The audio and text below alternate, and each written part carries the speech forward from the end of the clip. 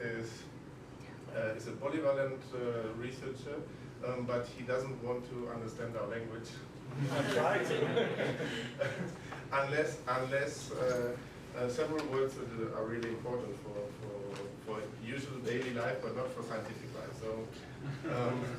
So, we will have this session today in English.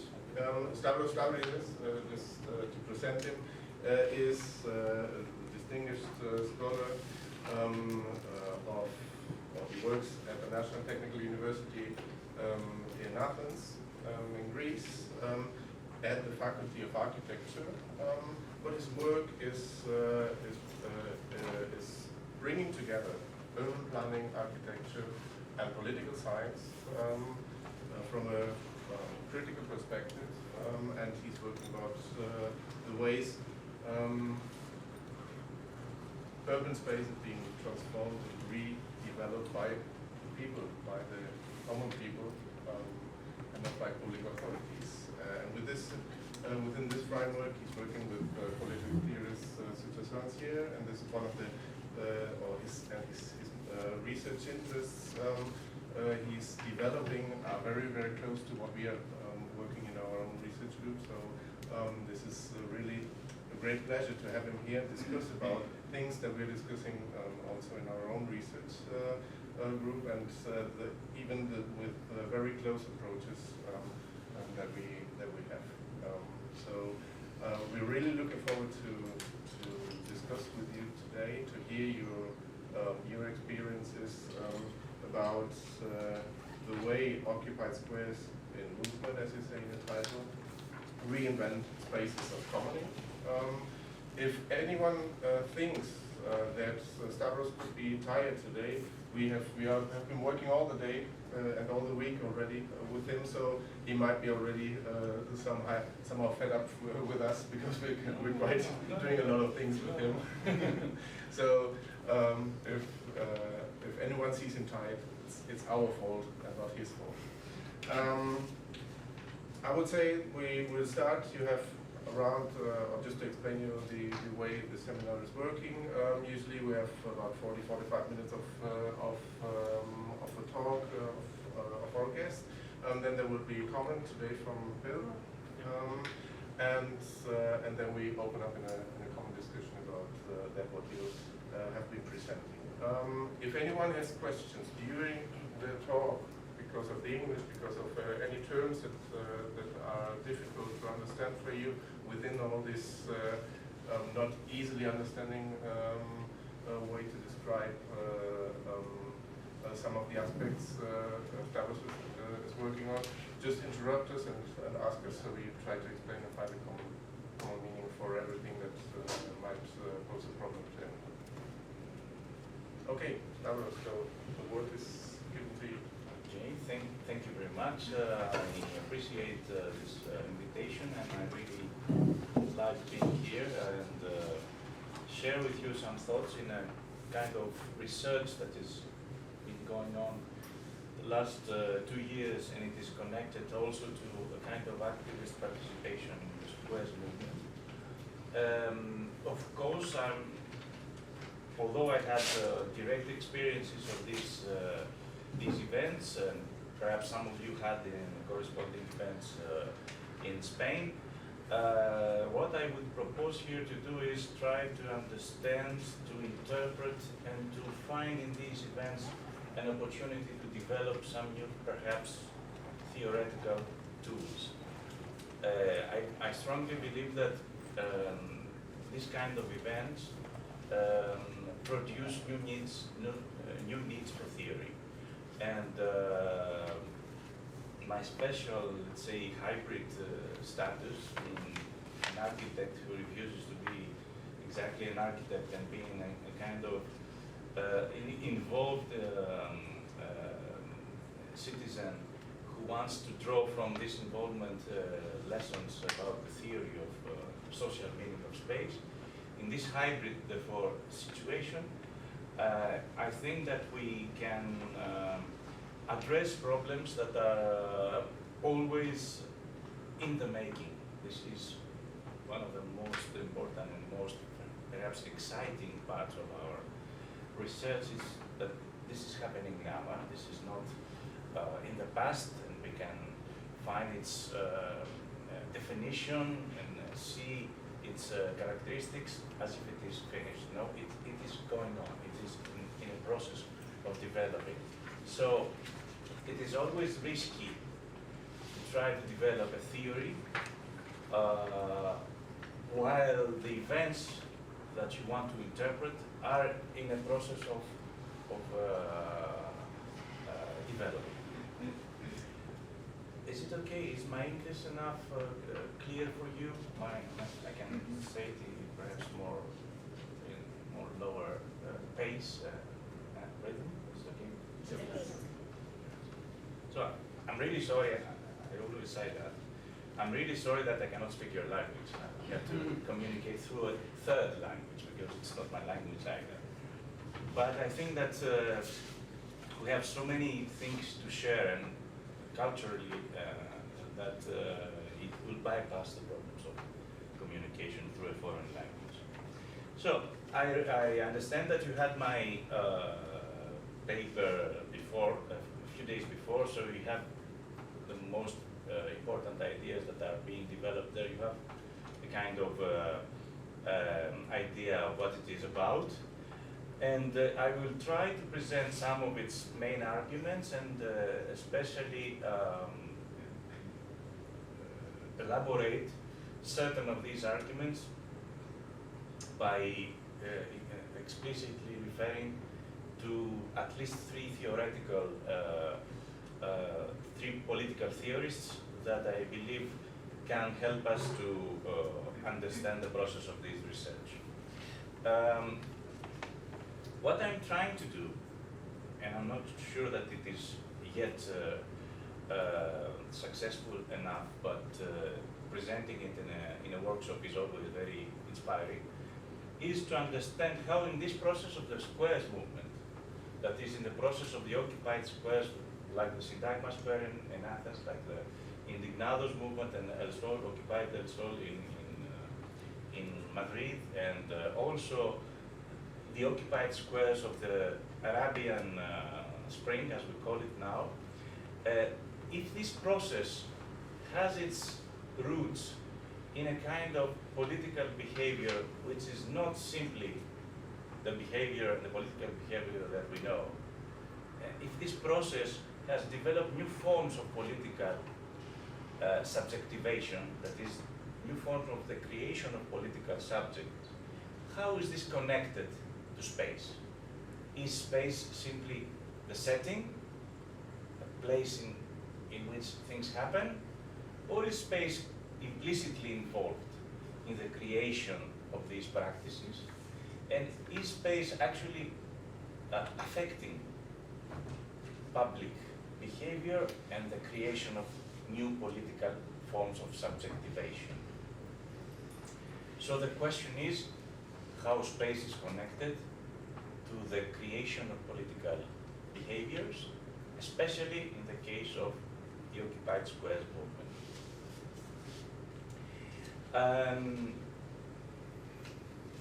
The first question, which is produced actually from direct experience and direct observation, was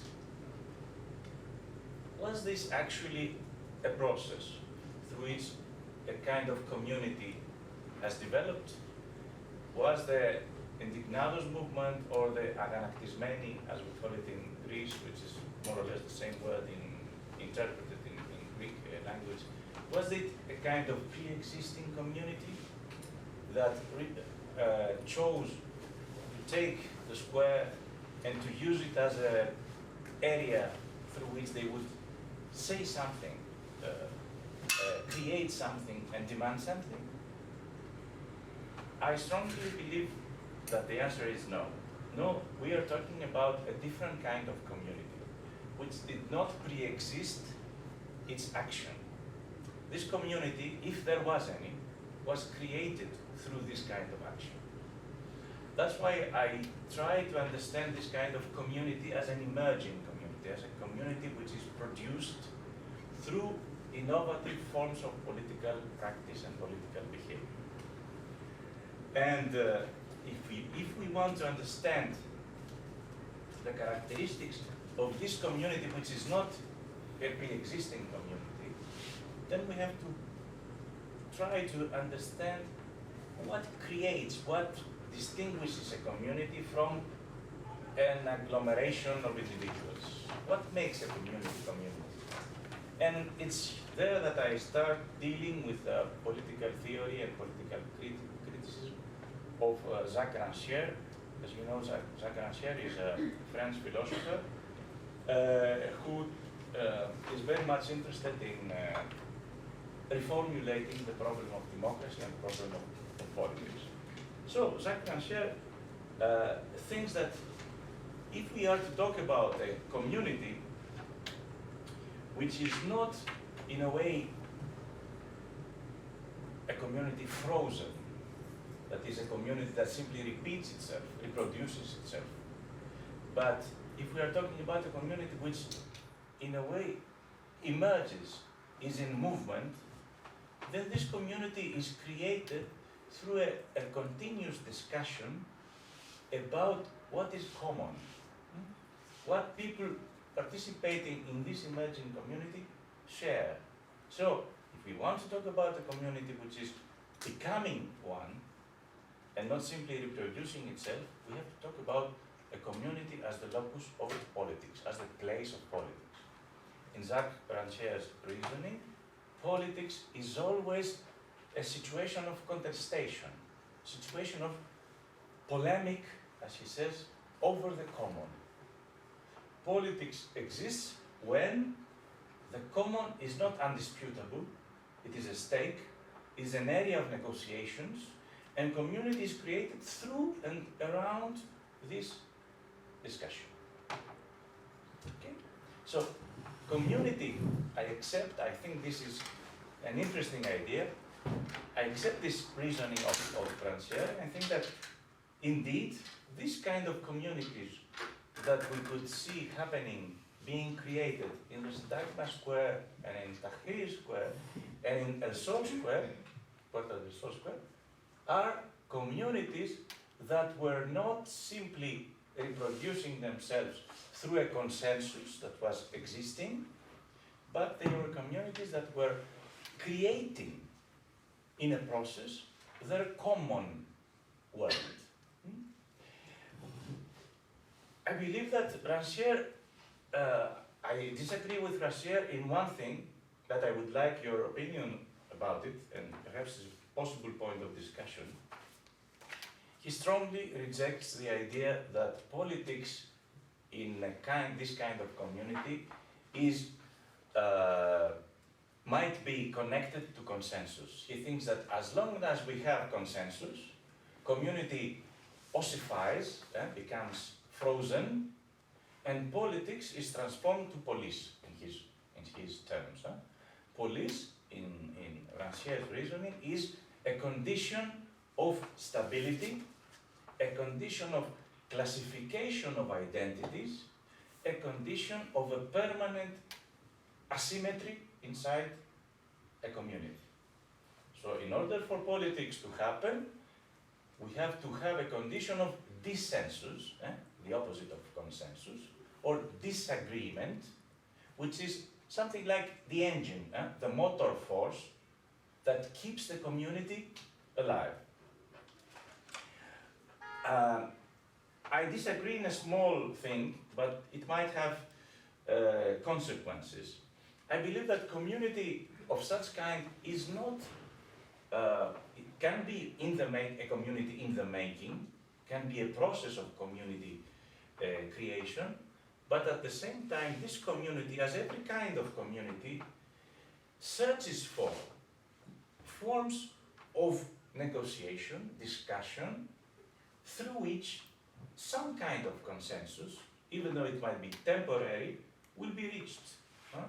We cannot say, I believe, that communities are not interested at all about some form of agreement. They must find ways of agreement. The problem is when this agreement, in a way, stops the discussion. stops the community in its movement, arrests the movement that creates the community continuously. And I believe this happens because the communities that we are talking about, the Syntagma square communities and the square communities, were not simply communities that were, in a way, functionally working so as to achieve certain means. They were not communities as a means to an end. They were themselves at the same time the end. So this creation of community through the occupied squares was always something like a prefiguration or a kind of representation of what a community could be. So these communities were interested, of course not in these words, but they were interested a lot in developing exemplary, paradigmatic forms of community formation. And this is where the problem of democracy comes, which is, I know, a very important problem in your studies. I will come to this in a while.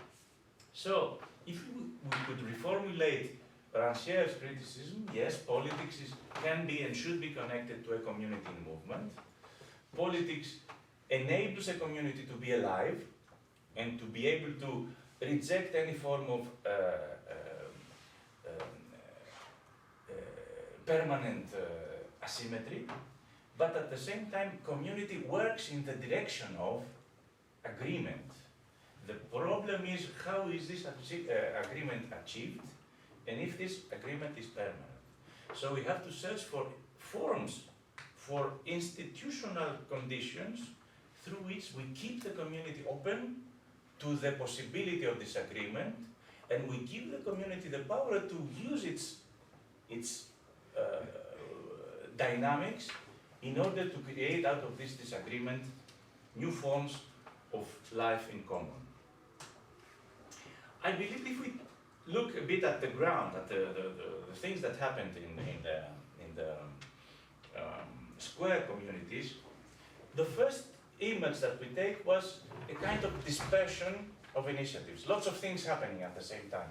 I prefer to call this something like micro squares inside a bigger square. Micro squares, small communities inside a larger community. But this is not the total picture. It's not simply smaller initiatives which happen one near the other, like an initiative that it's a small medical support social center. Then nearby you have an initiative which is concentrated on organizing the resistance of the homeless and jobless people. And then there is a small community with its own micro tent city, which is, for example, concerned with refusal of payment for illegal taxes. All these initiatives were coexisting in Syntagma Square. And each one had its own place. It's small, 3 or 4 tents, this one, and then the media center, and then sometimes meals were prepared for those who spent the nights there.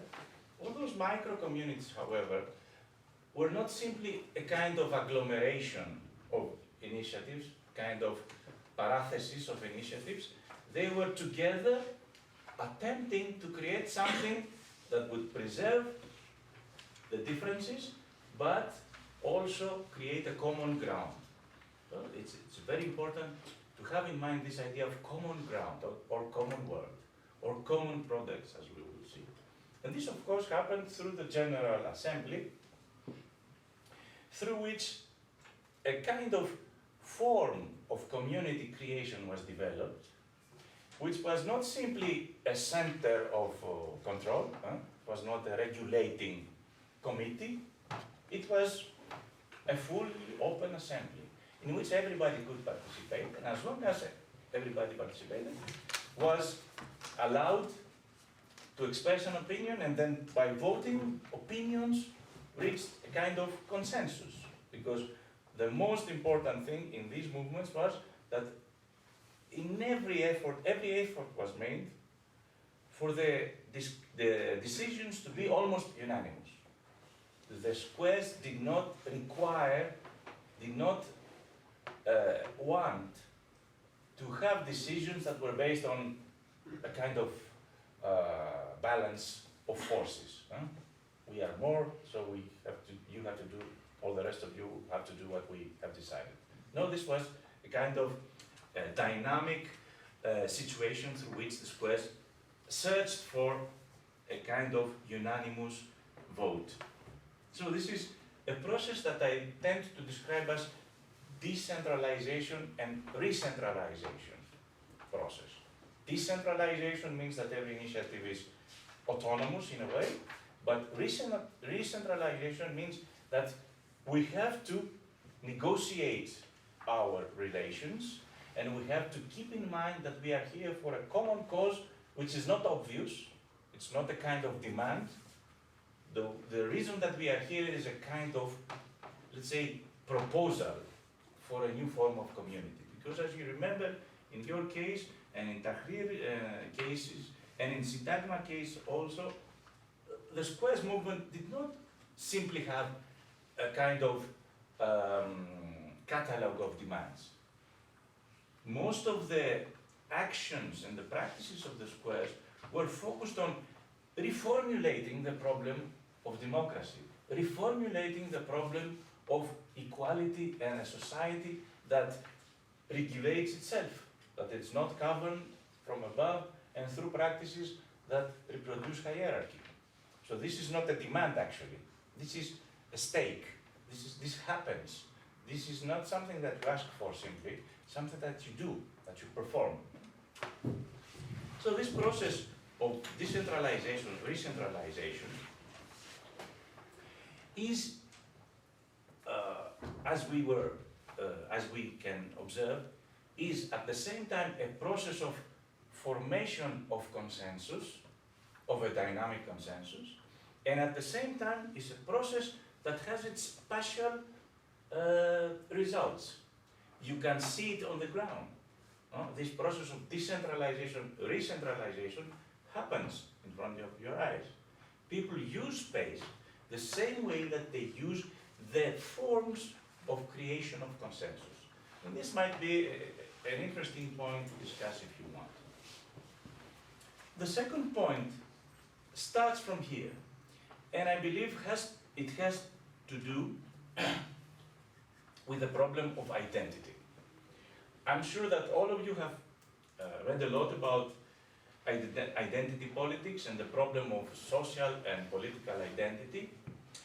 I strongly believe that in the squares movement, there was some kind of innovative action that has put into crisis most of the things that we are sure about political and social identities. Remember the words, or remember some emblematic placards. We came from nowhere. We are nobody. Nobody has expected us. We are everybody and nobody at the same time. So what is this we, which at the same time is hollow? Huh? It's not saying we are workers, we are Greeks, we are students. It doesn't say like something like that. It says we are nobody. But we are. Therefore, this we is to be understood in some way, which needs new tools. Because a we that is hollow is a kind of problem in political theory. What kind of we is this? It's like the community. The community which emerges is not yet a community, but it is hinting towards, it's going towards a community. Is this a community? No, it's a community in the making. But what is a community in the making if it is not a community? It is a community which continuously invents itself. At the same time, the same thing happens with the political identities or the identities of the people involved, the ways that they understood their the fellow citizens that were around. And I believe that what happened in this process is a kind of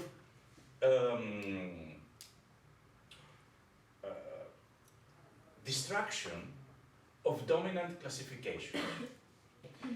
What I mean by dominant classifications is that in order for a society to exist and be able to reproduce itself. And we're talking about societies which are based on domination. We're not talking about societies in general. These societies, most of all, even more importantly than the way production processes are organized, are created through a kind of reproduction of taxonomies of behavior, through a reproduction of classified forms of being. Societies of this kind reproduce themselves because they are able to control the ways people are, the ways people tend to stick to their own identities. And these identities are not the way identities that people choose, whichever meaning that we give to the word choice. These are identities that pre-exist and are meant to be there. So, if we can see a process that shakes dominant classifications, then we suspect that this process is very important. This process is dangerous. This process can affect society in lots of ways and in various layers of its own reproduction mechanism. I believe that this idea that political behavior which denies the reproduction of existing identities is extremely important in arguing against this society. This idea is important for at least three theoretical political theoreticians which are heavily discussed these days, and I will attempt to summarize their ideas and perhaps enter in a dialogue with these ideas. These are John Holloway, Harden Negri, and Jacques Rancière, who was already mentioned. I believe that the three of them attempt to problematize the meaning of the word identity in terms of social and political identity, and that these three, Harden Negri are taken as one, these three somehow have a common ground in establishing the idea that resisting domination means resisting dominant classifications, dominant identity classifications. And let's see, if you don't mind, in a few words, the specificity of each of these political philosophers in its attempt to deal with the problem of the destruction of dominant identities. First of all, a few words about John Holloway. John Holloway, as perhaps some of you know, starts from the idea that the dominant mechanism through which the society reproduces itself is the abstraction of labor. That is, labor is taken from those who are involved in doing. It is becoming abstract in the meaning that every kind of labor becomes equivalent through money to other kinds of labor. So labor becomes a quantity and not a quality. And this abstraction of labor at the end means the separation of individuals from the product and the process of their doing. How can this abstraction of labor affect social identities? In Holloway's understanding, this abstraction of labor, which is the motor of capitalism, creates character masks. That is, it creates identities that are connected to specific forms of abstract labor. That is, one kind of character mask is, for example, I am a teacher. You are students. He is a doctor. She is a housewife. These are forms of labor, in the end, which characterize individuals. And we see that he is a doctor. This is a character mask, according to Holloway.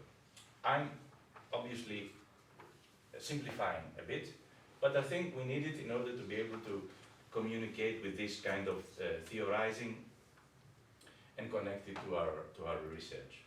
So this character mask is important for John Holloway, for the system of capitalism to reproduce itself, because in the end the reproduction of any kind of system depends upon the obedience and the acceptance of the citizens which create it. Capitalism, as every kind of society, exists because there are people who every day reproduce it through the way they live, through the way they behave, and especially, of course, through the way they work.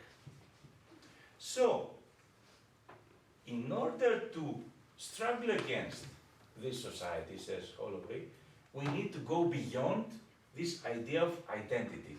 Capitalism, for John Holloway, is always trying to identify the non-identical. Is always trying to make us character masks. But if we want to go beyond it, we have to struggle against identities.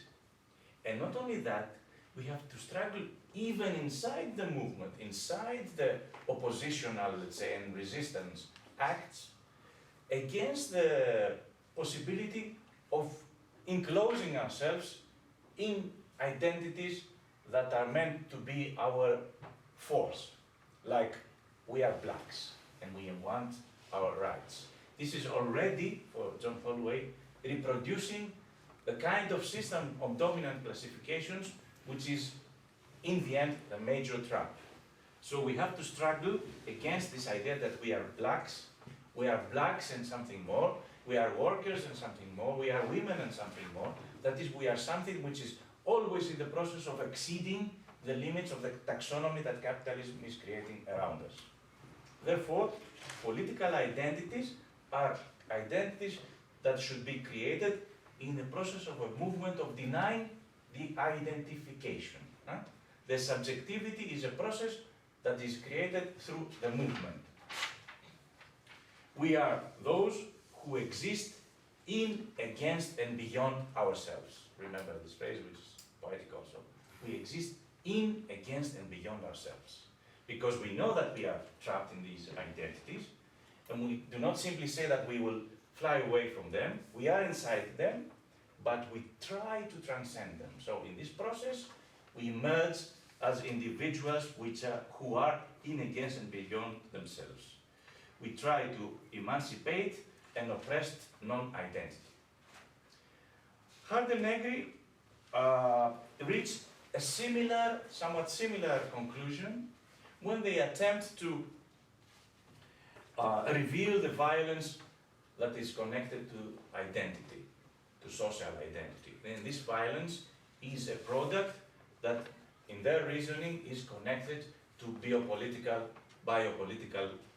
forms of production. Biopolitics, you should probably recall, is a condition of production through which not only products are produced, but also forms of relations between people.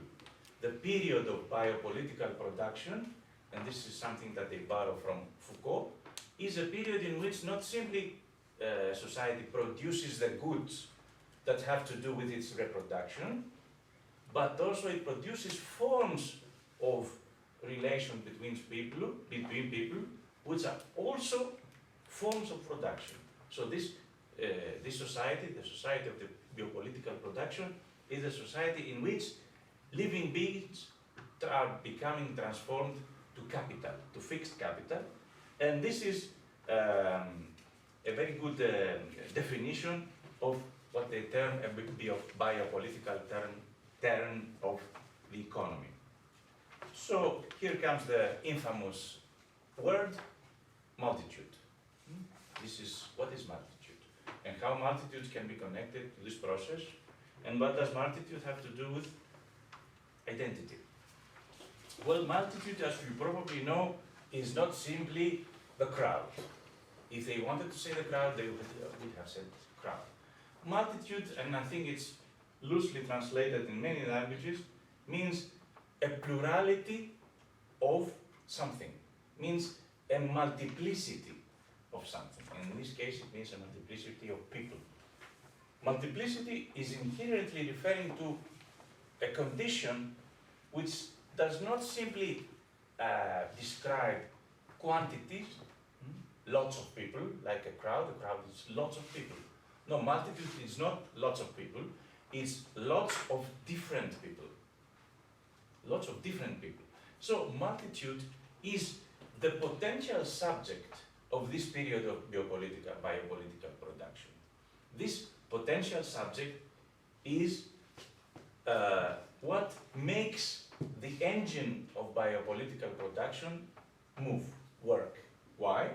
Because in this large crowd of people who are different between them, there are many forms of creation which capital captures, organizes, and takes profit out of it.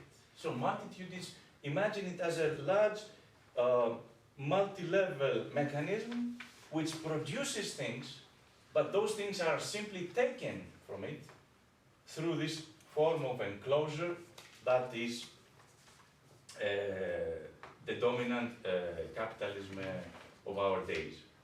So, in order for multitude to be emancipated, we need to understand the kind of process through which multitude will, in a way, produce itself as this multiplicity and capture the things that this multiplicity makes in its process of working. So the work of the multitude is not simply the work of the workers in the previous period. The work of the multitude is at the same time knowledge, forms of affect, forms of relations, forms of negotiation. The multitude, it's like a multifarious, a multi-personal being that can invent constantly itself. It's the capitalism or the capital as a dominating force that captures this creativity of the multitude and reduces the multitude to forms of identities, to forms of reproducible character masks, to remember John Holloway's idea. So we have to fight against identity in Hardenegri's reasoning if we are to emancipate, to give power to the multitude as the multiple productive force that can transcend capitalist reproduction. How would that be? Their proposal is to go beyond the idea of identity and reach the idea of singularity. Singularity is something else. For them, singularity contains inside it multiplicity.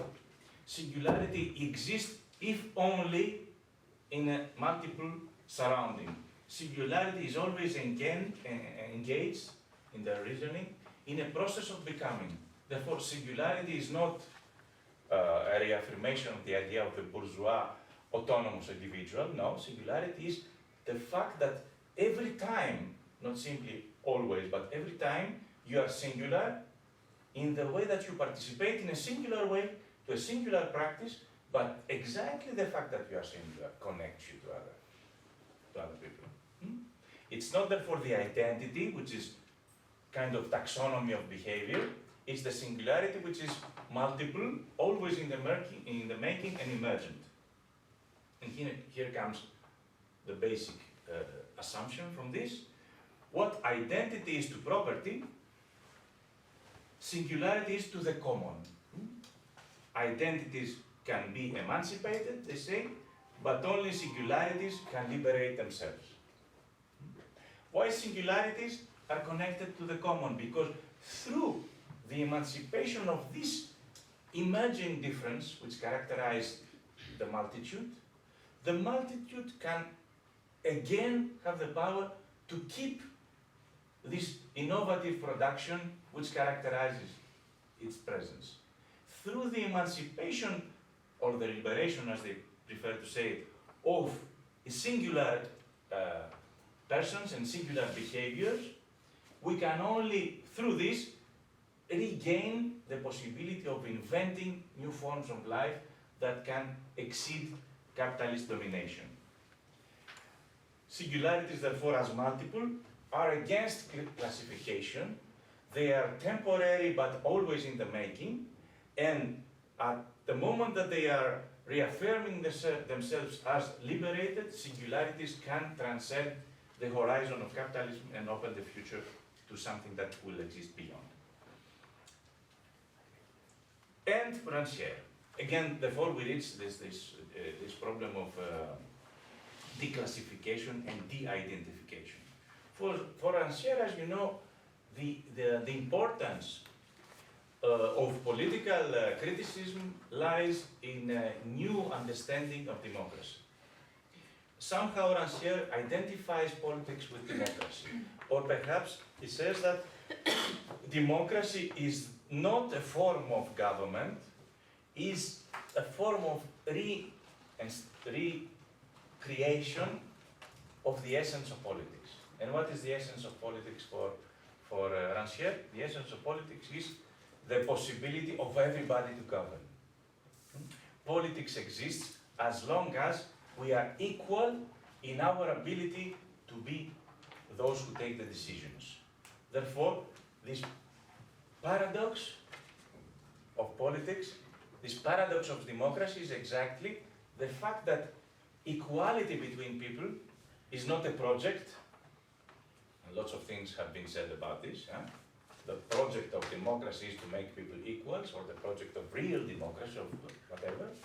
No, Rancière says, democracy starts to exist, and it's always a precarious situation, from the moment that we choose to consider ourselves equals. And at the same time, all our acts are directed towards in establishing equality. This is a paradox, of course. We take for granted something that we fight for. Exactly, this is, to my mind, the most interesting suggestion of Rancière. We have to pre-accept that we are equals in order to be able to fight for equality. So the essence of equality in this reasoning is exactly going beyond any kind of classification of identities, any kind of formation of fixed roles in a political situation, because this kind of fixed roles and fixed identities is what defines for Rancière the idea of police. The idea of police, we can say a lot of things about his choice of the word, but he doesn't mean, of course, the police forces. The idea of police for Rancière is the idea that we have in every political situation, in every organized political form of governing, we have a taxonomy that creates specific roles, specific forms of behavior, and the most important, leaves other forms as with no meaning. So the fight against the police order, as he describes it, is the fight for those who have no part in this taxonomy. Those who have no part, who want to be included in this taxonomy, who say that we are here, we belong to this society, our role is important, and we claim this role. The fight for those who have no part in this taxonomy is what ignites, what creates the possibility of politics. Because if we find suddenly in a taxonomy of behaviors and roles some who are outside and enter the scene, this creates a new condition, a new form of readjustment in the whole scene of politics. Those who enter, those newcomers, as Rancière says, are those who declassify, are those who threaten dominant classifications. And they are those who reconfigure, and this is quite important for Rancière, the domain of the sensible. I believe that Rancière goes deeper than the two previous theories I mentioned, because he realizes, or he suggests, that politics is not simply a condition of regulating behavior. And police order is not a taxonomy of this kind of regulation. No, politics affects directly the way people think, the way people feel, the way people accept what they feel and think. Therefore, police order keeps outside some things which they are being considered as unthinkable, inexistent. So, if new subjects enter, if new actors enter the scene of this existing police order and upset it, those actors do not simply upset a distribution of roles, they also accept the distribution of the sensible. That is, they upset the distribution of the sensible, that is, of what it is meaningful in terms of feeling, understanding, and talking about it. So the artifices of equality, as he calls, that is, what we invent in order to upset, to destroy the dominant classifications, these are forms that are produced through practice. The forms that upset dominant classifications, the artifices of equality, are those that exactly reconfigure the sensible, reconfigure experience. And a small note there, that is why Rancière insists that, art is important politically, not because art teaches us something, but because art creates new configurations of the sensible, creates possibilities of the sensible which are not existent. Therefore, it creates from below the possibility of politics. This is the theory of the politics of art in Rancière's reasoning. Therefore, again, we reach to the idea that what is common between people, what is potentially the uniting force that can create new forms of collective action, does not pre-exist, is not based on an order which is classified, is not the result of a series of identities. What is common for the people, if we have politics, is created through differentiation, through multiplicity, and through the redistribution of the sensible itself. The redistribution, recreation of the possibilities of experience. This is what can create the beyond the existent.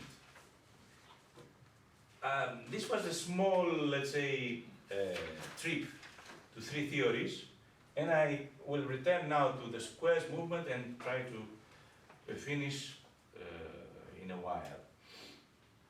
So, what happened to this peculiar we are nobody, we came from nowhere, you did not expect us? Were these kind of describable in terms of socially recognizable roles? Yes, from afar we would say that. Yes, there were middle class people, young people, students, various levels of classification you can use and describe them through existing identities that you can recognize. Yes, I know you are a student, you are a student, it's a fact. But this is from afar.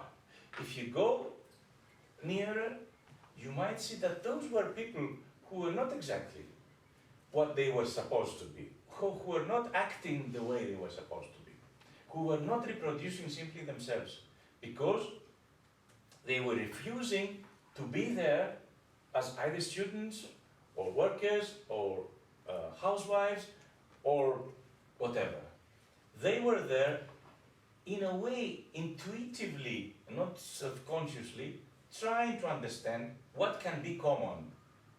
So in order to understand what can be common between people who are forced by the same need to take back their lives, this is the motivating force. In Spain, everywhere, in Greece, this was the motivating force. You are destroying our lives, you are destroying our future. It's beyond saying no for this measure, not against that, yes for that. No, it's beyond that. To take back our lives, we have to rethink about the community, we have to rethink about democracy. That is, we have to rethink about what it is common and how to get it. This is what creates the possibility of new forms of commoning, that is, practices through which sharing and cooperation can create common worlds. So, going to the square meant being in and perhaps against and beyond ourselves. This does not mean simply an agnosticism, if this is a word, agnosticism about the social background of everybody. Nobody's floating in plein air.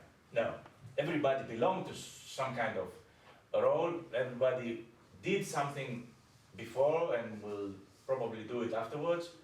But at the moment and through the process of the squares movement, all those people were in a process of transcending themselves, overflowing the boundaries of their identities, coming together to a process of becoming rather than to a process of reaffirming identities. And yes, a doctor that would participate in the medical center of Syntagma Square was not simply a doctor. He has, in a way, restaged, recreated new forms of relations to those who were in need. He would take care of immigrants.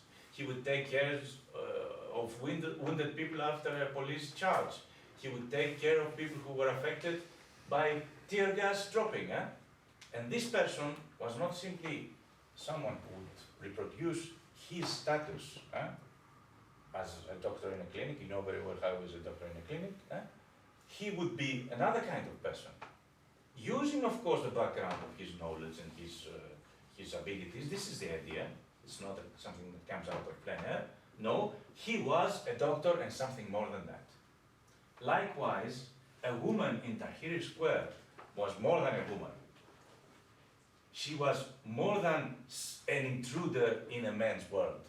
She was accomplishing a kind of transcendence, kind of overflowing of the woman identity in a specific society, not in general. There is no human identity in general.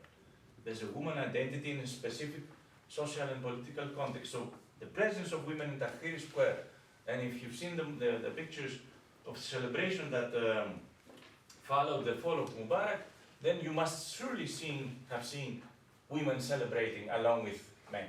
And this is completely innovative and extremely important for these societies, as it is important for our Western societies, for students not to be only students, for doctors not to be only doctors, and so on.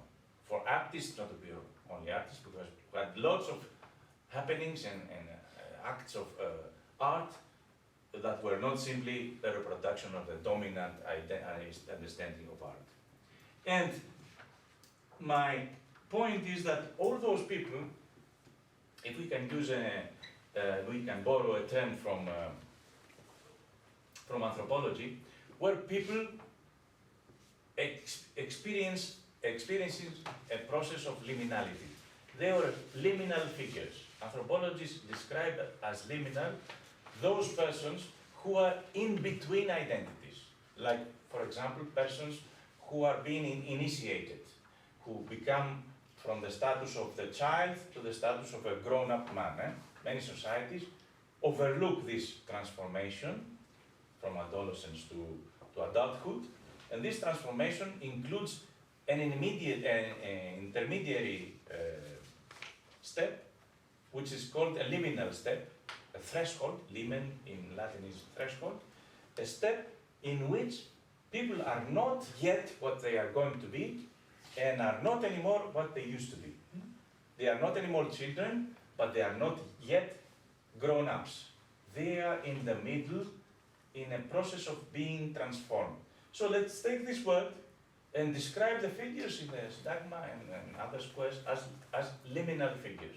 That is, figures which are developing new kind of identities, emerging identities, without yet having completely lost contact to their prior identities. These are liminal figures. And exactly that happened to the space of the squares, to my mind. And this will close my argument. This was a threshold spatiality. This was a spatiality of thresholds, that is, of in-between spaces. Umbral, I think, is the Spanish word, which is beautiful. I once tried to find out how each language uses, what kind of image is behind threshold. And I was amazed to find out, this is a small anecdote to say, that its language has important aspects of threshold that has made them central. For example, you use this word to describe an intermediary zone of shadow, umbral, a place of shadow. It is not sun and it's not dark. Germans, my friend, use the word schwellen, which means kind of pregnant situation, no? Or kind of swelling of the ground, which is something that upsets the equality between inside and outside. It's something which introduces the possibility of entering. And threschen, I think in Old English, means something like the period that you have already taken out the wheat from the fields, but you are not ready. You haven't yet prepared the seeds of the wheat, the weeds. And the most poetic, of course, are the Japanese, who, for the word threshold, they use an image which is the moon ray that comes beneath the door. The light of the moon that comes beneath the door, which is not the moon and it is not dark yet. So it's a small in-between area. So going back to our, this idea of threshold can describe, I believe, the spatiality of the squares, because those squares were not only defined areas, kind of stronghold, alternative or not, that had its limits, had its boundaries. No, it was porous. The idea that the periphery of the square was always open, contestable. There was a movement coming in and out of the square. There was not exactly an in and out of the square.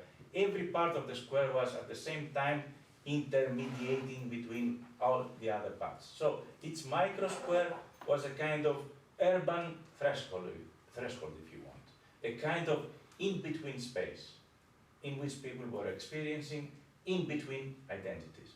So my reasoning will conclude that perhaps this transformative entrance of newcomers, this transformative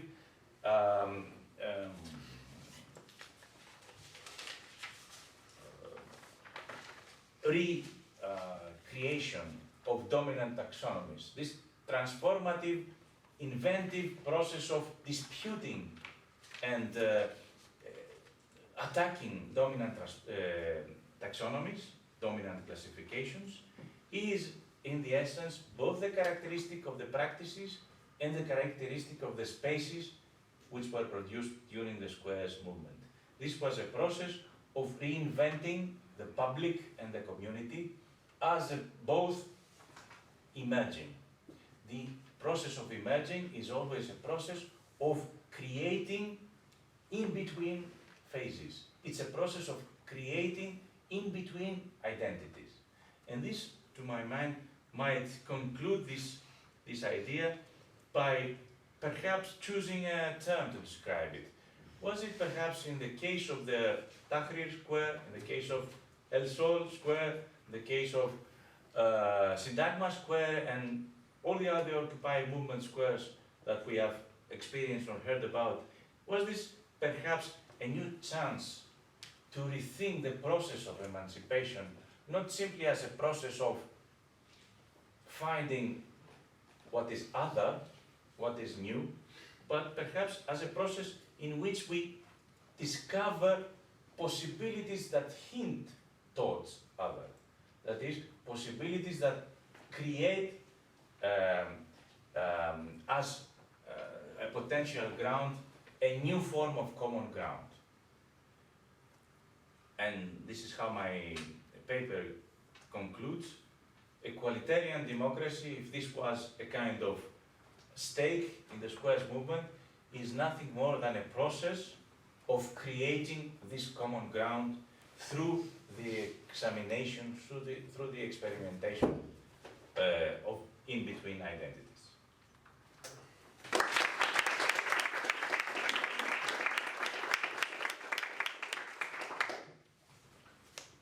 Thank you very much, Stavros, for this really inspiring talk.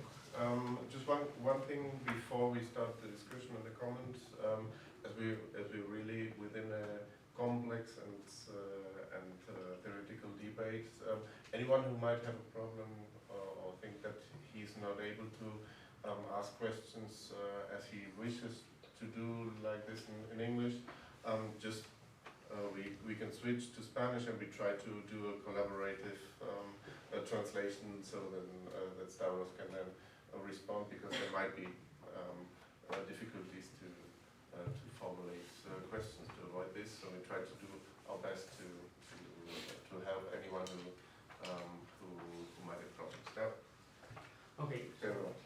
I would like to thank Professor Stavrides for coming here to present his magnificent paper. It's been a pleasure for me to read your work and assist to your presentation. You interpretate from the political theory and other areas, and political theory is the area I would like to do my doctorate, and you interpret some political processes in which I have participated actively and I'm still participating, so then my interest is double in your presentation. Because my English is not fluent enough, I will read almost all my comment, so I hope that's not a problem. As I would remark in these lines, I consider that your work addressed the new subjectivity processes in an accurate way, opening new paths and possibilities of keeping studying these phenomena. As it's my task here, I will try to point out some points in the structure of the text and its content that can present some problems. But taking into account that I'm an amateur, what you have shown in your work that you have a great knowledge of the theory and of the political dynamics. I'm an amateur too. So I think that the social and political relevance of your study is more than justified. You analyze new political processes of protest that has starving in public life for a couple of years and try to reach an understanding that goes beyond traditional concepts and theories that are truly inadequate for this reality. In terms of academic relevance and speaking from a limited knowledge of this discussion that takes place in the literature, I think the effort that you make to reconcile the theories of several authors has great academic value. Also, you pair an anthropological field with a knowledge of the theories of political subjectivity quite broad. This should not be very common among your colleagues. I like that the literature review that you perform is not limited to the typical endless enumeration of authors, which one just don't understand too much. I think you focus very well the explanation of the ideas of some authors, trying to point out their weaknesses and overcome them through ideas of others and your own. I think all the authors you present have something interesting to say about your work. I believe too that including an introduction to present the issues to be addressed and the methodology can be useful for a full understanding of the paper. At first there is a sort of introduction but lacks presenting major issues.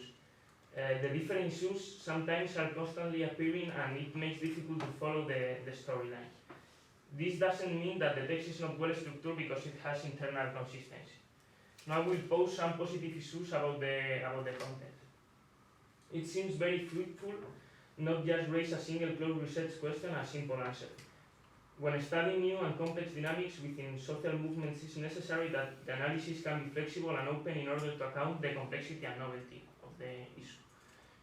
Surely the best value of your work is how you present conceptualization. Some examples of these valuable concepts that you have presented are, for me, the community understood as a common world, the characterization of the consensus searched at the squares, the opposition between identities and singularities, and the concept of newcomers and interpretation of spatially threshold. I can say that while I was reading many parts of the paper, came to my mind memories of the camping at the square of Puerto del Sol that fit perfectly with what you described on Sistema Square. So maybe you can put inside of the text something about it. Now I will write some critics about the content of the paper review. Since the paper has a clear normative character and adopts political features, some of these comments will be more political than academic. Perhaps the biggest problem is that the paper is too focused on the positive experience that fits into the present dynamics. Also, I have a feeling that within the collective experience presented, major problems that these have suffered are ignored. Maybe it would be positive to include those problems who have had these movements. For example, about the consensus, we should take into account the difficulties that appear when most people are still working with a conflict interest scheme. Often the norm in our society is the seek of the immediate result, which complicates the search for consensus. I don't want to argue that these dominant social dynamics are positive, but simply to point out that they exist and they are very strong. I think this is something is not being enough reflected in the paper. It's true that exists that moment of transition and entry, the threshold moment, into a new community in which it looks like, I will repeat this idea. It's true that exists that moment of transition and entry into a new community in which it looks like there are no previous identities, there are no hierarchies, and the seek of self-interest disappears, and the newcomers work for the collective. However, this environment will not last long, or at least this is what the experience shows, I think. Don't you believe that the same definition of threshold in the time and in the space implies that it will be condemned to disappear in a short time? Does not this dismiss the hope that can put into doesn't this dismiss the hopes that we can put into it as an instrument of emancipation? And another point, I can understand the idea of the oppressive nature of identities. However, I think this is a very powerful argument that requires further substantiation. I think the explanation given by Holloway is not enough. Maybe we should think more than in a non-identity, in a plural identity, which refers to all those subject sections, disadvantaged and silenced by the current social order. But that identity doesn't need to be anonymous, I think. There are certainly subjects benefit from the power structures, and at the same time there are others who are marginalized because of their identity. Clearly, these people marginalized are not going to give up their identity, and there are many examples of struggles carried out from a strong identity that have been successful. I understand what you mean, but I think maybe we are still too immersed in a world of identities to forget them as an instrument of emancipation. I think that the logic that has appeared in the square is ideal, but the problem is that these are small islands in a world with a totally opposite logic. This is good on one hand because it creates, as you say, illustrative juxtaposition that reveal many truths about the social order, but on the other hand, this way of doing things is in danger of being deslegitimized and destroyed if one refuses to accept certain truths in the world today, such as the conflict of interest or social identities. And yeah, for finishing, I really like the way you end your paper leaving some question in the air about the significance of this movement inside the fight for collective emancipation and democracy. And I would like to ask you if you have already found out some answers to those questions, and if you have any new conclusion that may comment as well. You say. Thank you very much.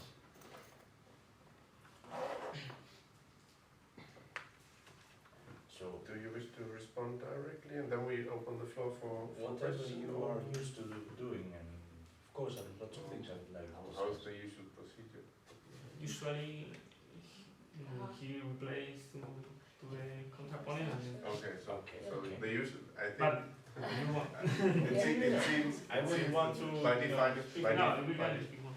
by defining the ways, usually you respond, Mhm. but we can also open the floor if you want and gather a first round of questions, however you prefer, Stavros. It's your decision. Just a few words. Almost totally agree with the way that you understood and criticized this text. You're right. Yes, it is of a normative character. I'm fighting for the right of academics to have to pose. That's not a problem for me. Of course, I know that you are with it, and I strongly resist the Anglo-Saxon tradition in which you are, the distanced describer of things. Yes, I don't hide the normative aspects in my writings, and I deeply appreciate that you find it there and that you perhaps might be inspired by it. This is the only reason that it might exist. You're right, I'm sometimes over-stressing the possibilities and the power of those movements and not drawing upon the problems that were created. And you're again right that those problems have to do with a kind of conflictual situation.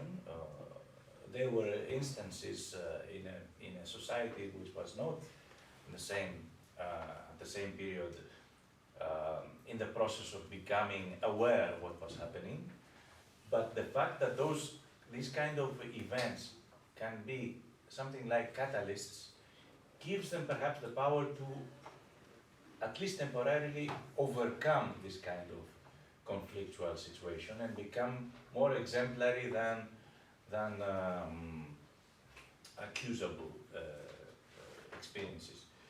Indeed, I should work a lot more about the problems because I tried to hint about some of the problems yesterday, especially concerning the legacy of Sedefon.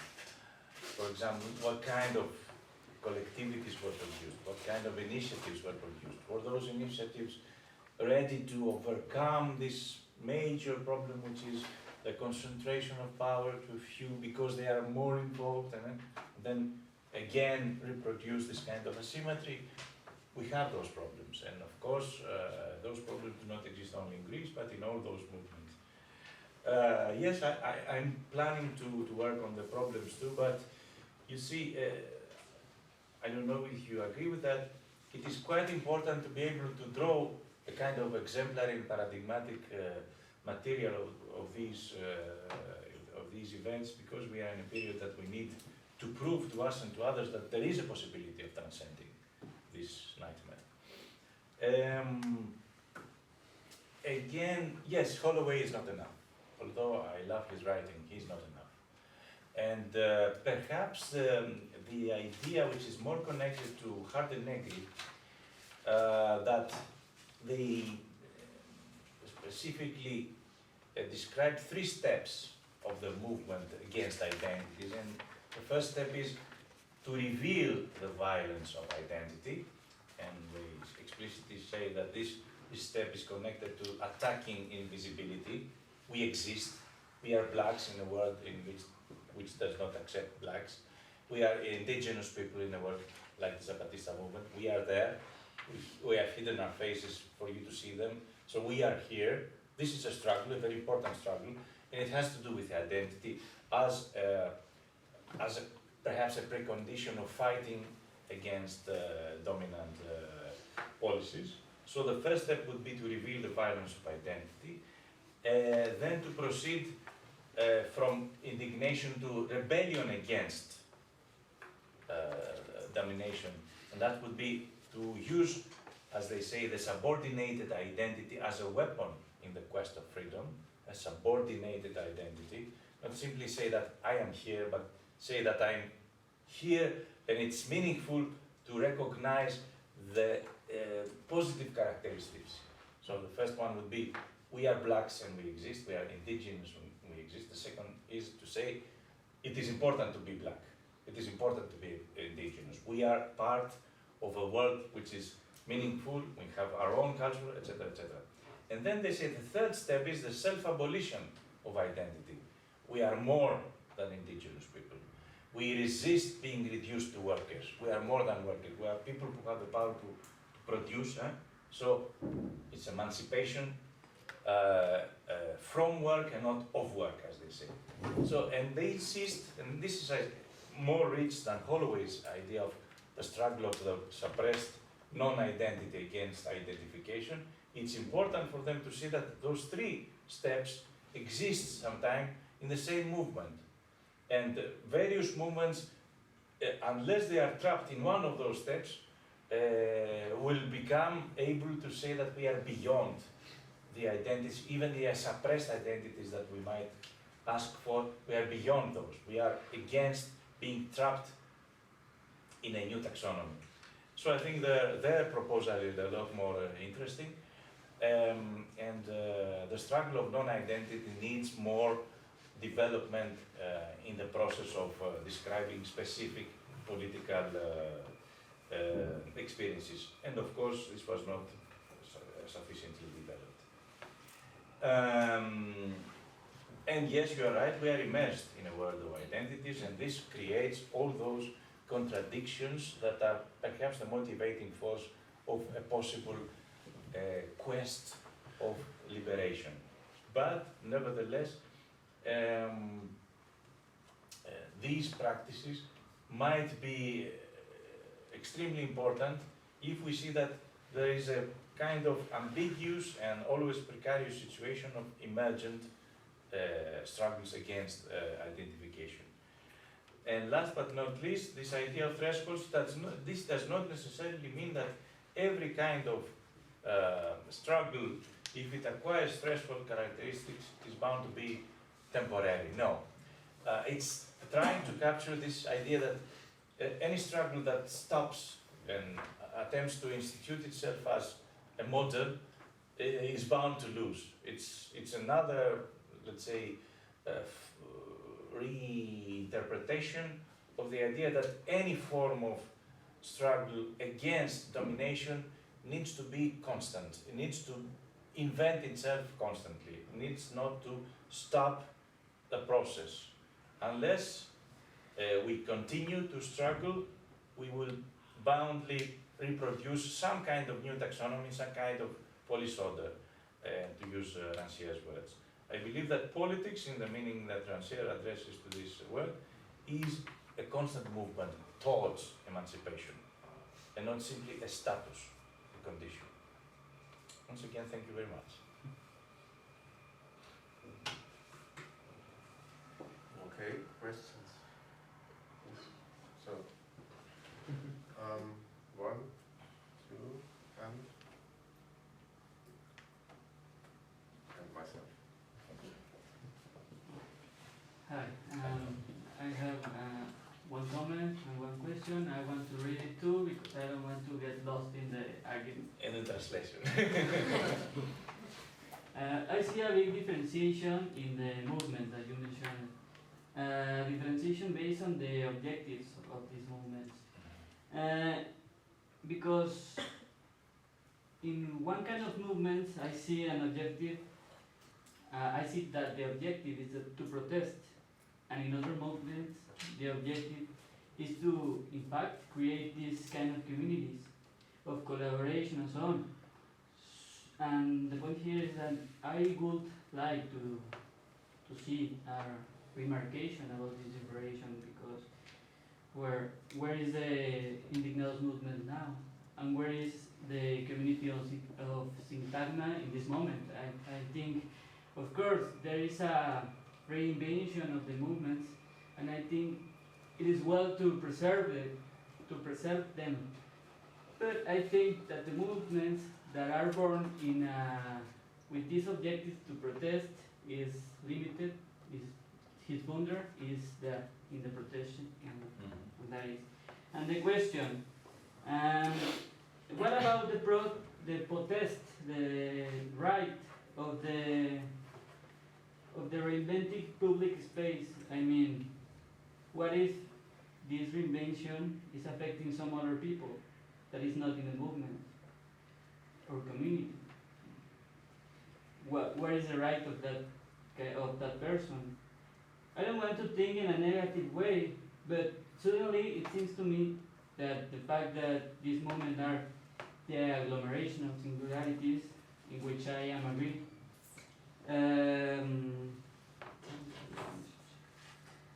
gives the movement some kind of factical power. The factical power that they were the representation of the people's voice. What about that? You think that it gives them, or you're wondering if it gives them this power? It seems to me that that fact gives them a kind of legitimation to talk about. They have the voice of the people.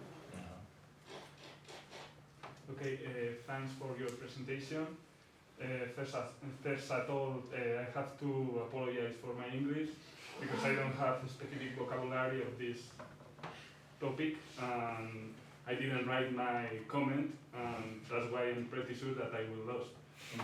But I have a double question. When the Occupy Square movement in Spain started, a lot of people made a comparison between this kind of movement, this kind of politics, and the Greeks democracy, the ancient Greeks policy. I want to ask you about this kind of comparison. What is your opinion about this comparison? If it is logical or not?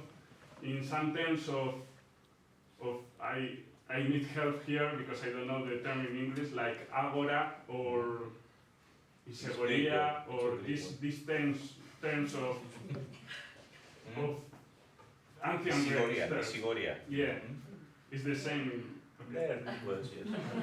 Pretty good, yes, because it's difficult to explain for me. The second question that I want to ask is that I have a direct experience too in this movement, and I feel that in some parts of the test that you explain some concepts that are really beautiful, but in the theoretical way, but when you have in practice, you will be crazy because it's, and I don't know if, I am thinking in decentralization because for me it's really positive the fact that that the power, that there isn't hierarchies at the power, the owner of the power don't have one guy or something like this, but I remember that I don't know if I'm I remember that the first week in Sol, all the things was pretty fast.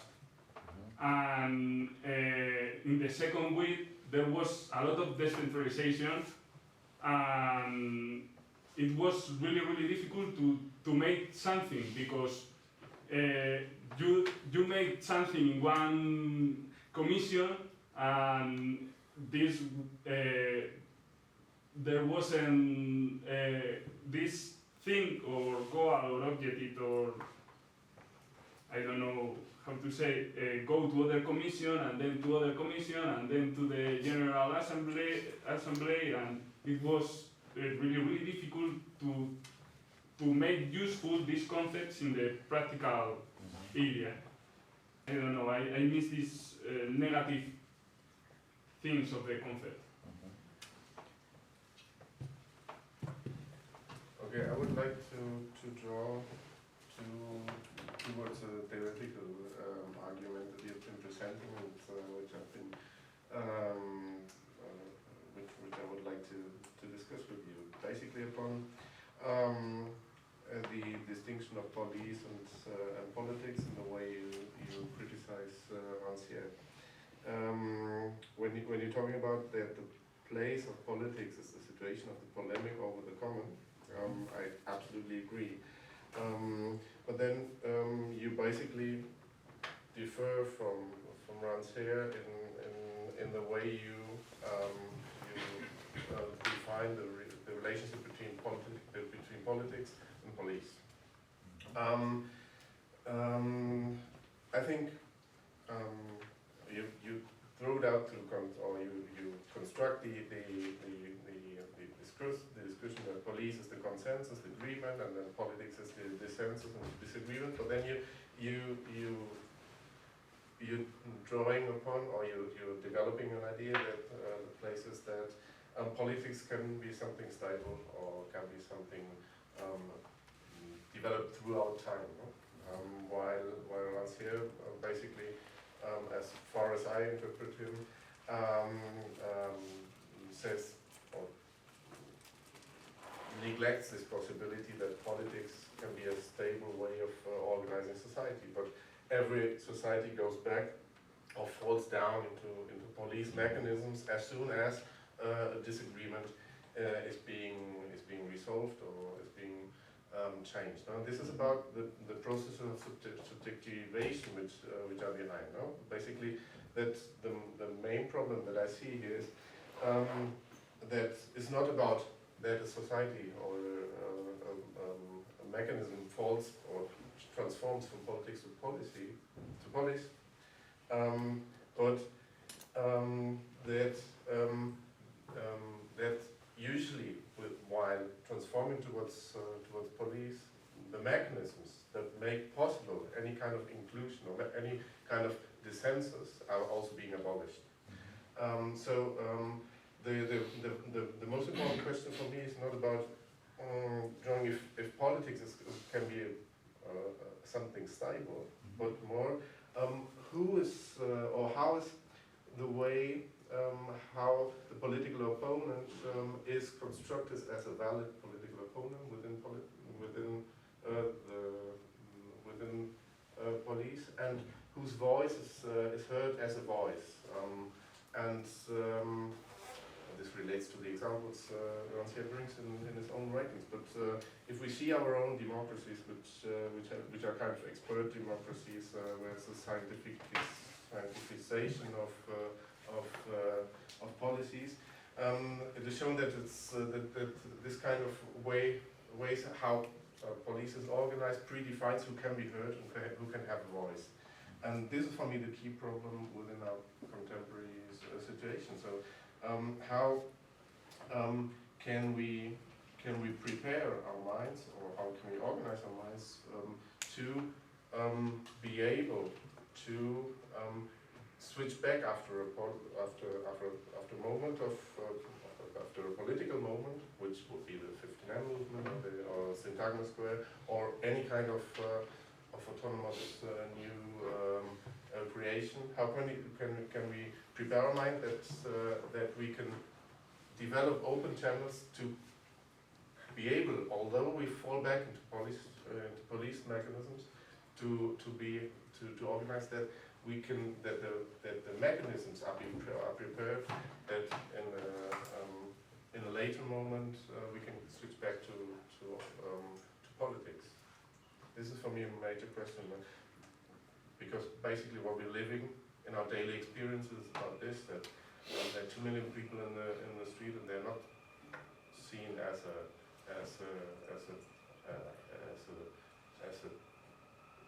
a subject that is seen as someone with a voice, but just as a mass that's moving.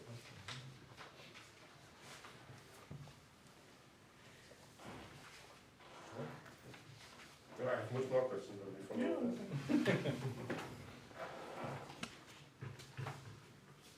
So we wait for more, or whatever. Get up to respond, and Okay. then we see if there are more questions. It's nice idea about distinguishing between movements of protest and movements that create communities. Perhaps methodologically we can do this, but what characterized, I believe, the Squares movement was a kind of mixture of both perspectives and both targets. And of course, a movement of protest is essentially, if it limits itself to protest, is essentially of quite describable duration and perhaps power. But at the same time, this movement, if it's done in a right time, in a right place, can affect a lot of things. So it's not the movement itself, it's what it produces also. So to go again back, the dilemma and the question that we always have, and where are these people now? Well, what's happening now? If they were doing something like the things that I've described, if they were developing new forms of community and new forms of invention of everydayness. Where are these things? First of all, these things are now perhaps dispersed throughout the society. You have, as I know, extremely important struggles against the foreclosure of houses, against the banks. This is done in many ways in the spirit of Indignados, as we have lots of initiatives throughout Athens and Greece which are trying to produce some kind of support for the people who are in need, like social medical centers, like collective kitchens, like initiatives connected to education, to supporting education which is already deteriorating, or initiatives in support of people who are in need of extra opportunities of culture and knowledge and experience. All these supportive mechanisms are in large part remains, or perhaps fertilized ground coming from the Syntagma Square experience, because sometimes we are trapped in the idea that society is what is apparent, what happens, what we can see in the TV or see in the newspaper. I'm not saying that you're saying that, but sometimes we say Indignados do not exist anymore because we don't see them. Where are they? We saw them in Solid, that's for sure. But if perhaps this is now through capillary veins is distributed in the society, and we might again see things happening that are that might have been undescribable before. And this is how, at least to my mind, a potential new momentum can be gathered. I really don't know, and I cannot predict, but we've seen a lot of things in the last 2 or 3 years, not only in Europe, but in all over the world. And these things were not simply crushed. They have developed to different forms, to different ways of dealing with the crisis. And of course, those who fought against them, like the dominant powers and policies, knew very well that they were threatening, they were dangerous, and they proved it by the way they chose to crush them. So maybe I'm too optimistic on that, but I really gain this optimism from the fact that although those things appear as having come from nowhere, there were things that have produced them. There were things that were, underneath and not easily observable that have produced them. Nothing comes from the sky. Yeah? Very interesting. I don't know if you are if you have lawyer's education or legal education, but yes, it's an interesting problem depending concerning the rights of those who act.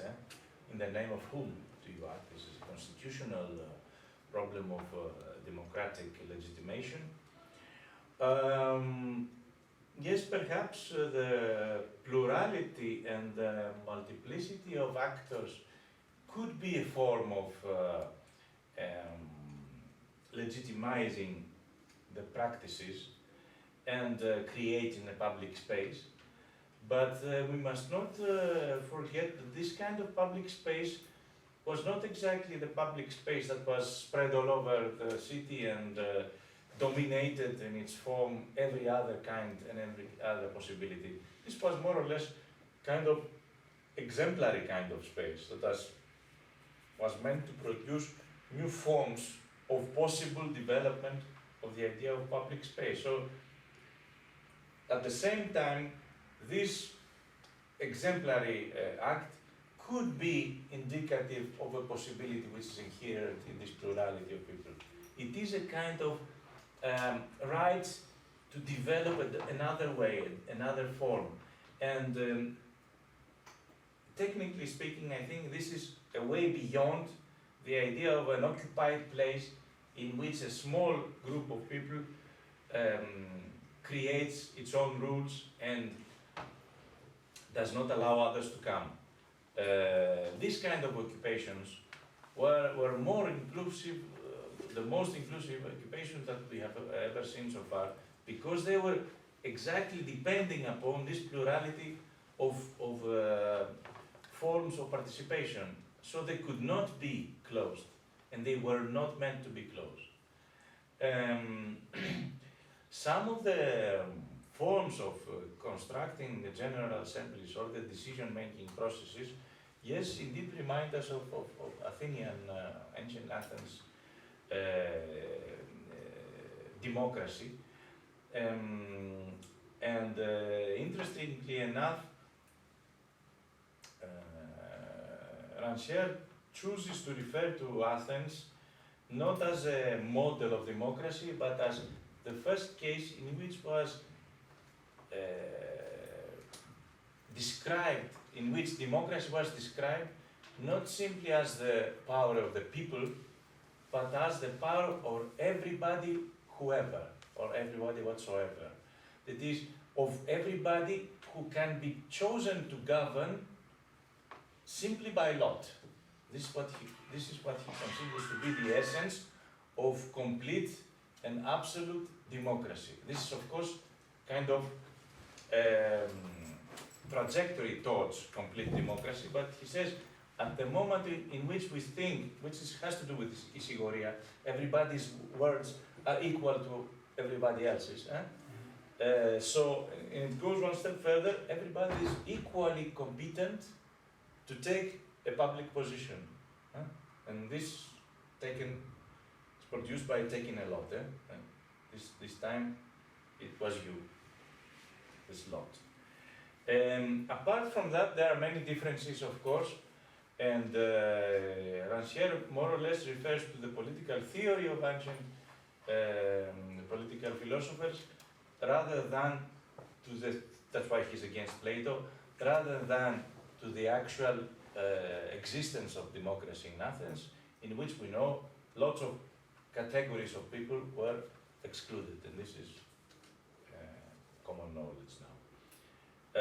But what I would like to add to that is observing, for example, the Zapatista movement in Mexico.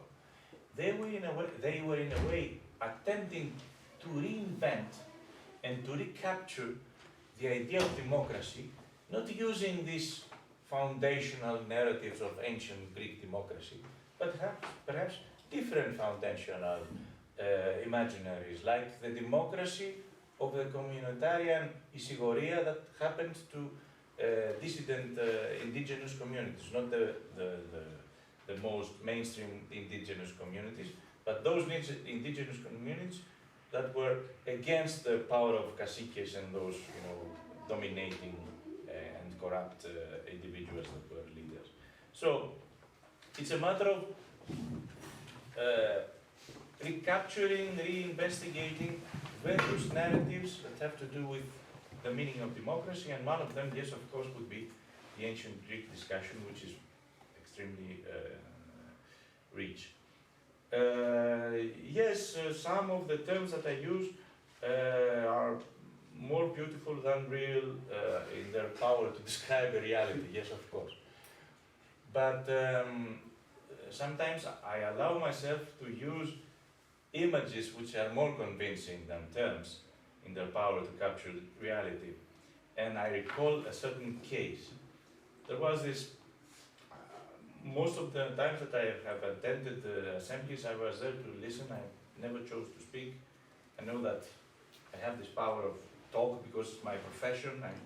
I know how to speak publicly. Other people, it's difficult for them, and it's important to see that people who cannot speak publicly chose to address the assembly. This was a major creation in this process, and these are the real newcomers, those who were for the first time addressing others.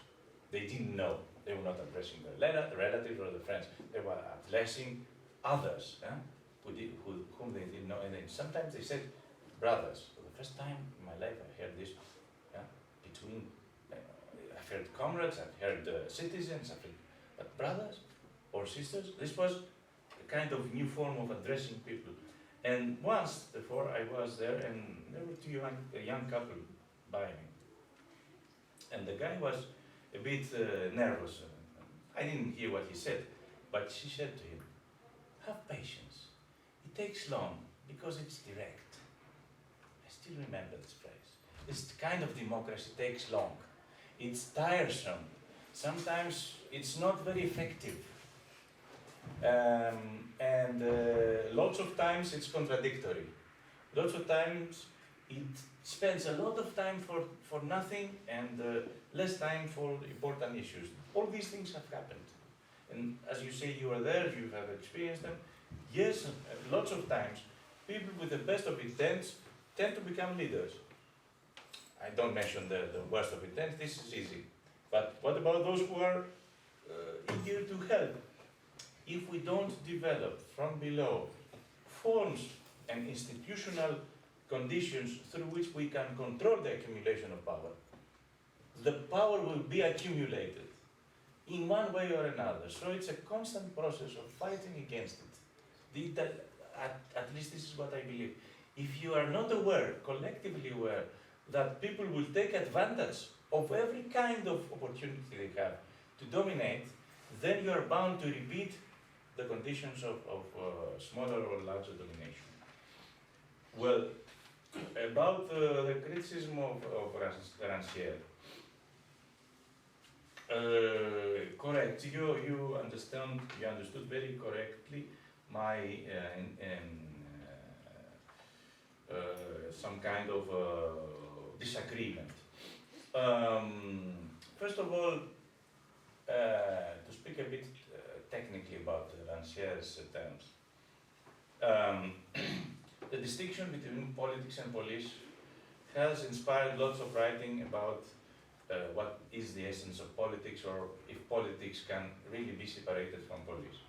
And Rancière, to be accurate about his writings, is quite elusive on that. Sometimes he says that those conditions are absolutely distinguishable, and sometimes he says that they intermingle. I think he's right when he says the second thing.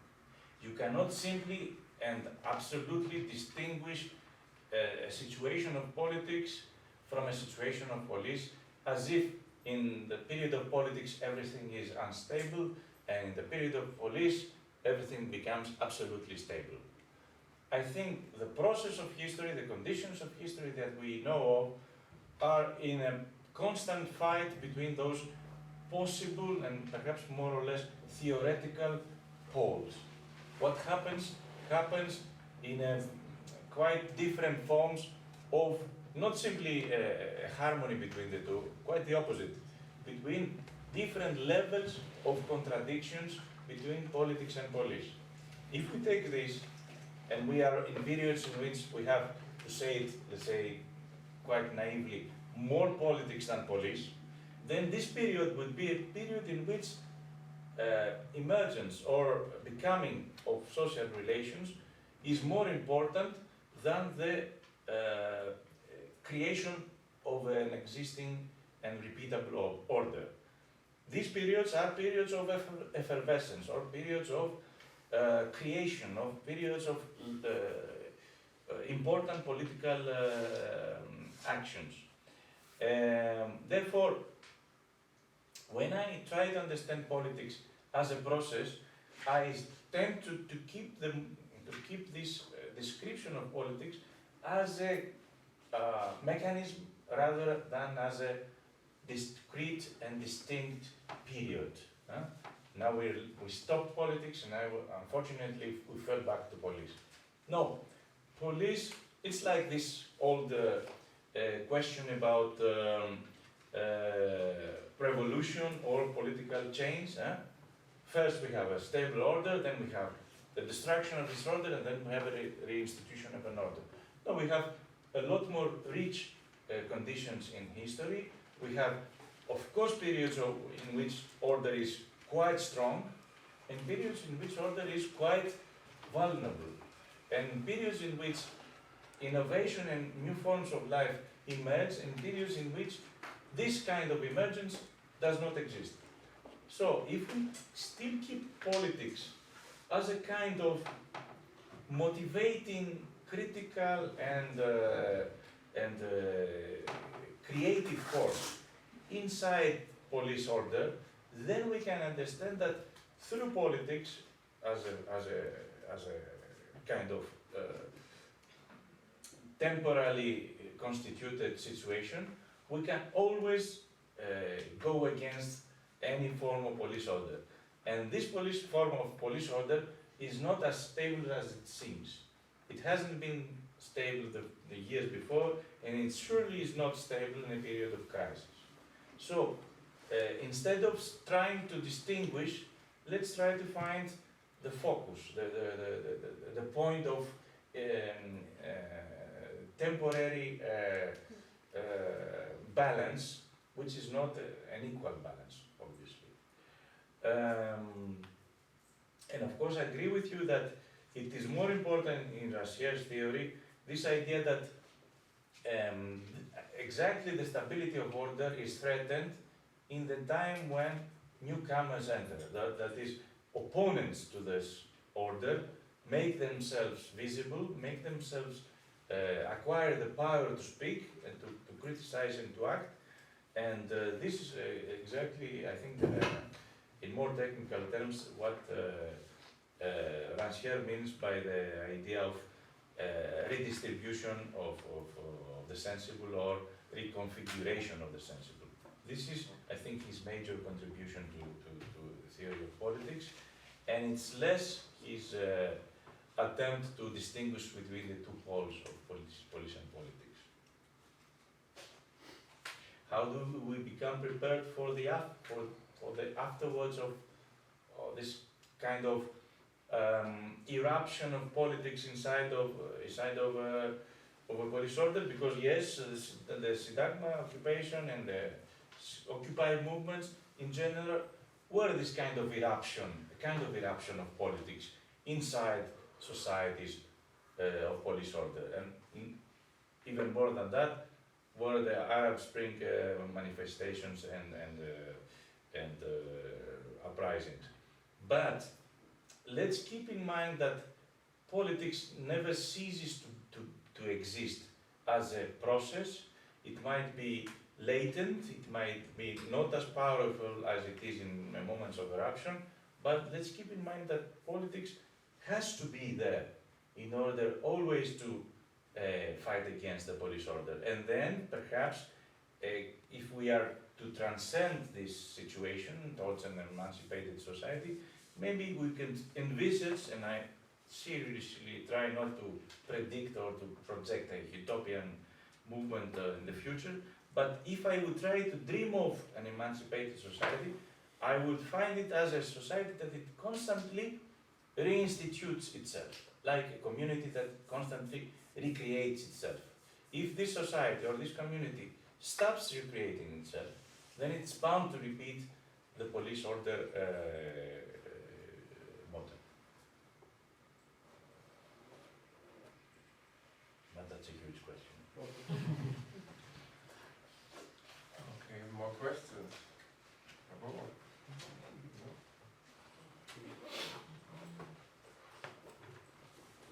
I will not bother you too much, but I would like to ask you.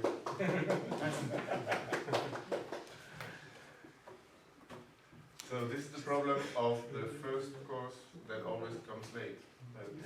That you're supposed to know, and we cannot never discuss enough as we should. I would like to ask an additional question, because I would like to discuss the issue about identity and emancipation. Yes? Mm-hmm. And the way to think beyond. I've been last year we've been to Glasgow to a conference that had this name, In Against and Beyond Neoliberalism, but no one was able to talk about beyond. Mm-hmm. And I love very much to speak about against, beyond, in against and beyond when you were using this image. Now, I would like to think about what is the connection between Holloway, Rancière, and Hartnagel you've been making, which the last one is for me the part, as Pedro already was mentioning, where I am not fully convinced how you construct your argument.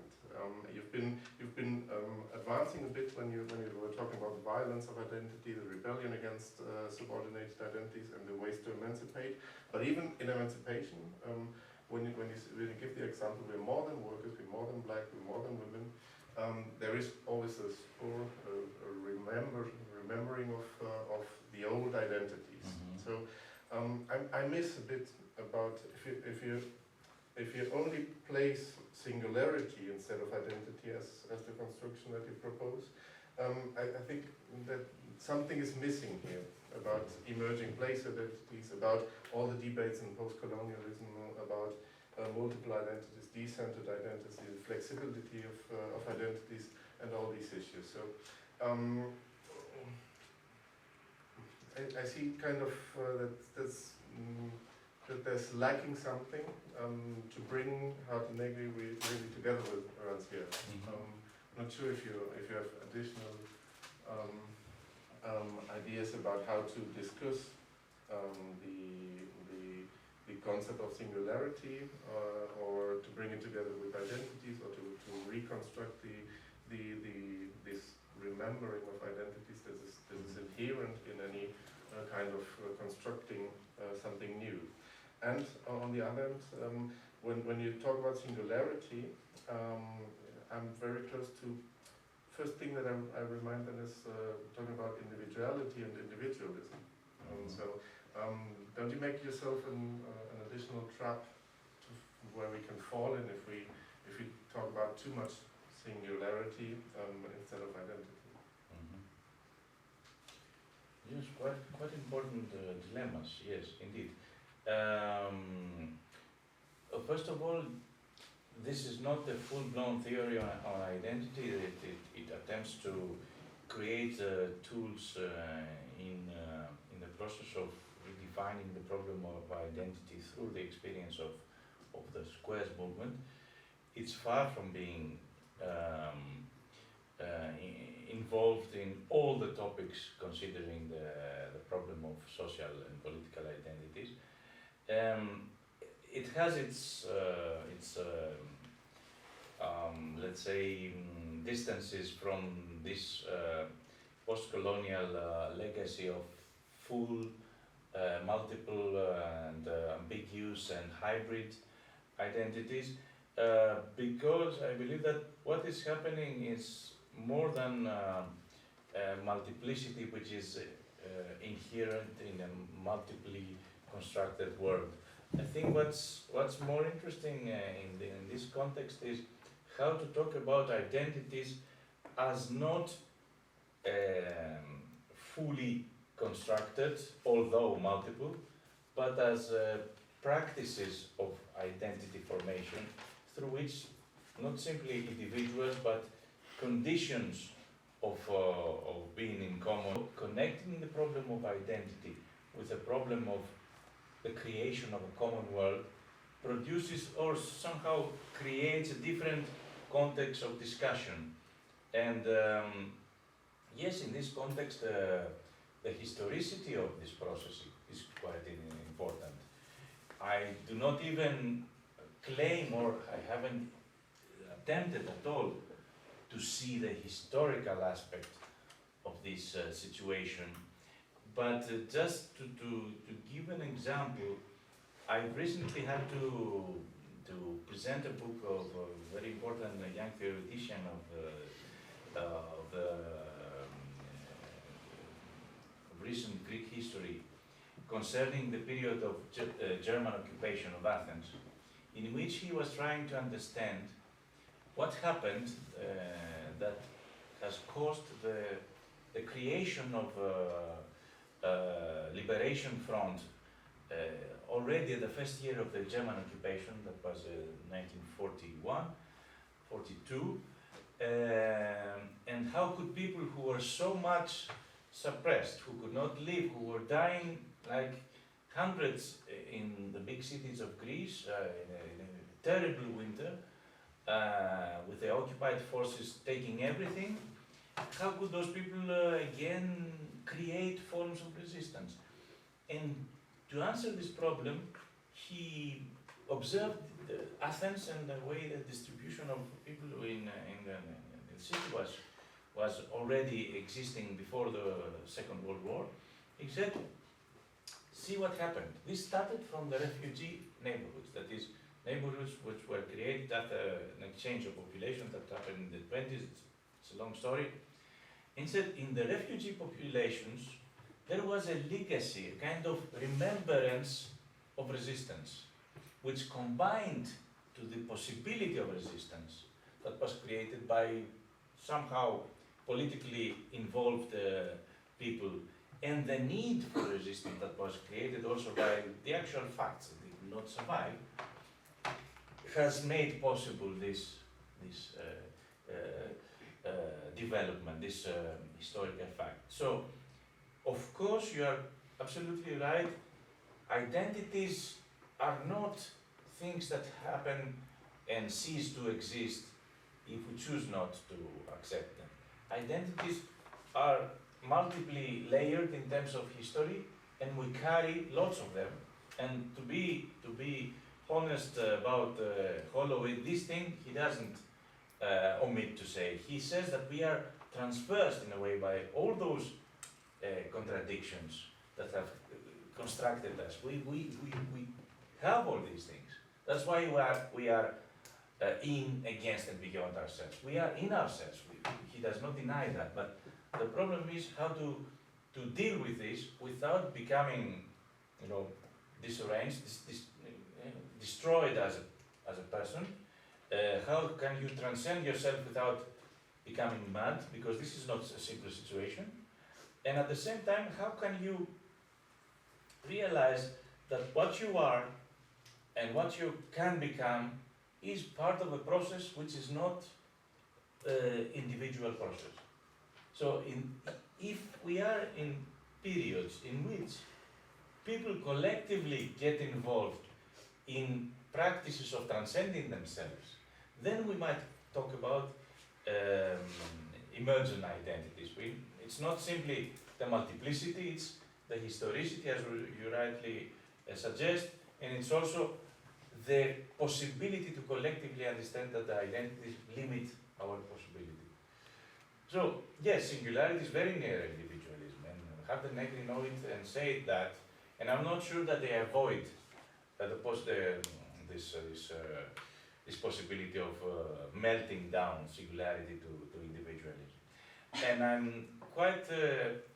quite hesitate to use the word singularity, because I'm not sure, and perhaps this is my inability to judge, but I'm not sure that they actually mean, when they say singularity, they mean individual singularity.